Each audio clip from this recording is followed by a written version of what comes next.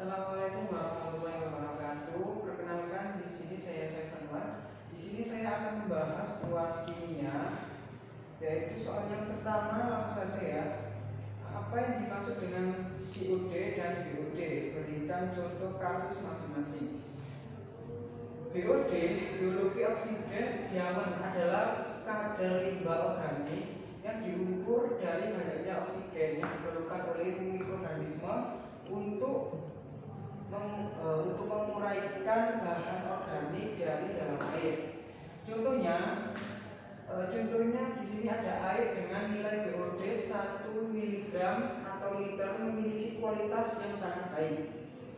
Untuk COD adalah chemical oxygen demon, adalah kadar limbah organik yang diukur dari banyaknya oksigen yang diperlukan untuk mengoksidasi bahan organik secara kimiawi, baik dapat didegradasi secara biologis dan atau biodegradable maupun yang sulit didegradasi secara biologis atau non biodegradable menjadi CO2 dan HO2.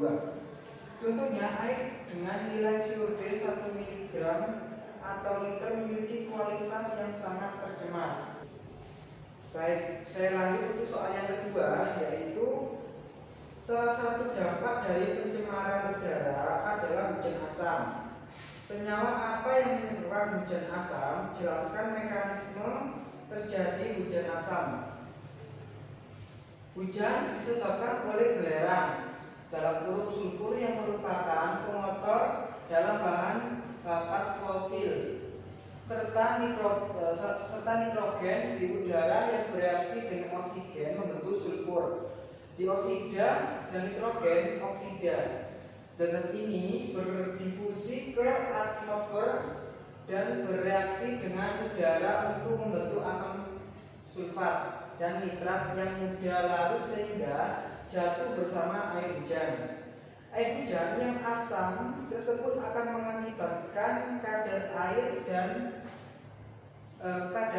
dan tanah di permukaan yang sangat berbahaya bagi kehidupan ikan dan air.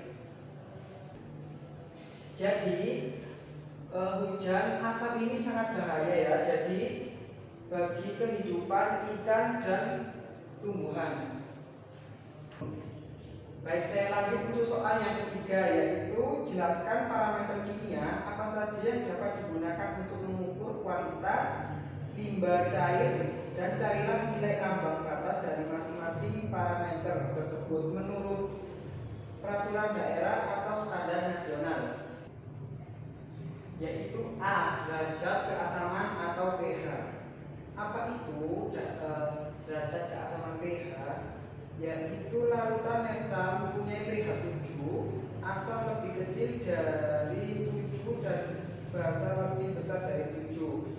Nilai pH di luar range 6 sampai 9 dapat disebabkan oleh hujan asam, dibuang industri, drainase pertambangan, dan pelapukan mineral.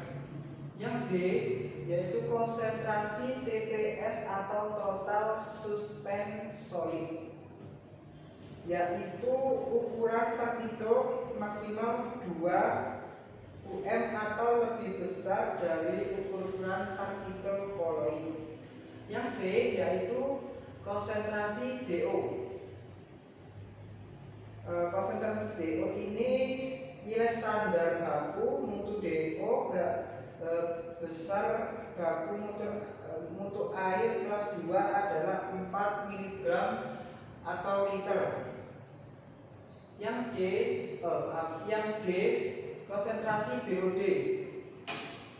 Konsentrasi BOD ini baku mutu BOD untuk air kelas 2 sebesar 3 mg atau liter. Yang E konsentrasi COD. Apa itu konsentrasi COD? Yaitu untuk air kelas 2 adalah 25 mg atau liter. Yang F konsentrasi total fosfat, yaitu baku mutu total fosfat menurut PP nomor 22 tahun 2021 untuk mengukur kelas 2 ada 0,2 mg atau liter. Yang G yaitu konsentrasi facial coliform, yaitu mutu facial coliform untuk air kelas 2 adalah 1000 mpm atau 100 ml. Yang terakhir yaitu konsentrasi nitrat. Konsentrasi nitrat diperoleh dalam air kelas 2 adalah 10 mg atau liter.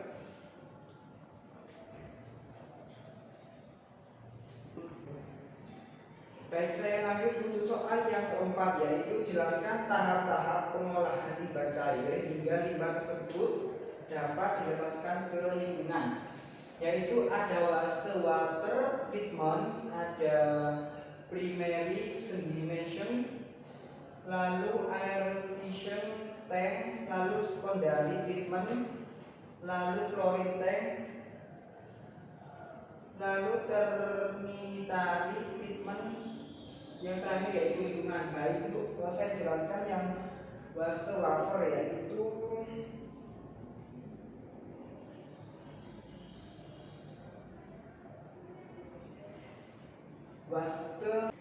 wastewater treatment, yaitu air limbah atau air bekas pakai. Air ini mengandung berbagai jenis zat sampah, termasuk limbah dari tumbuhan manusia, sisa makanan, minyak, sabun, hingga bahan kimia.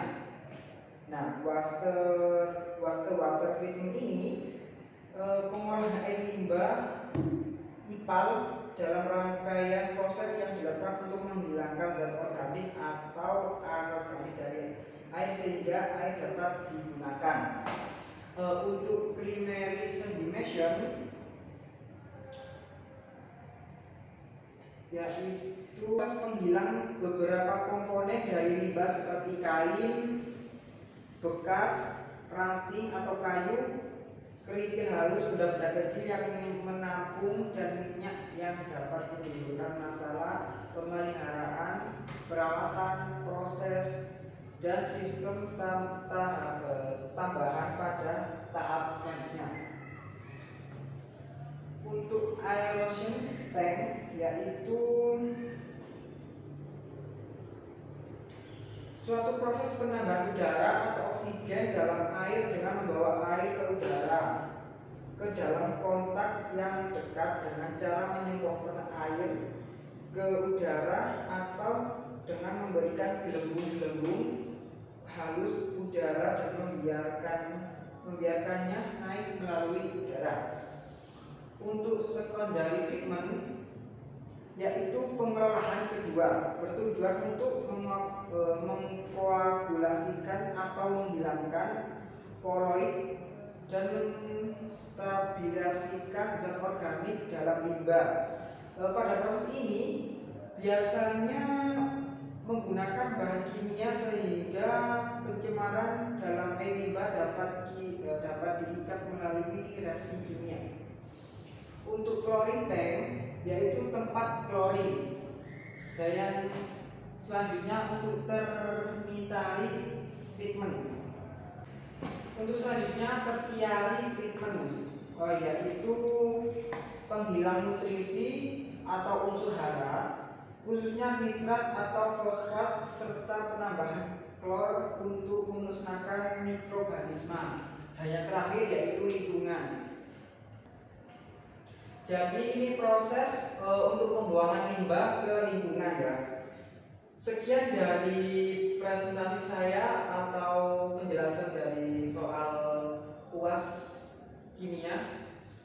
Sekian dari saya. Jika ada kata-kata yang kurang jelas atau jawaban yang kurang jelas, mohon maaf sebaik-baiknya.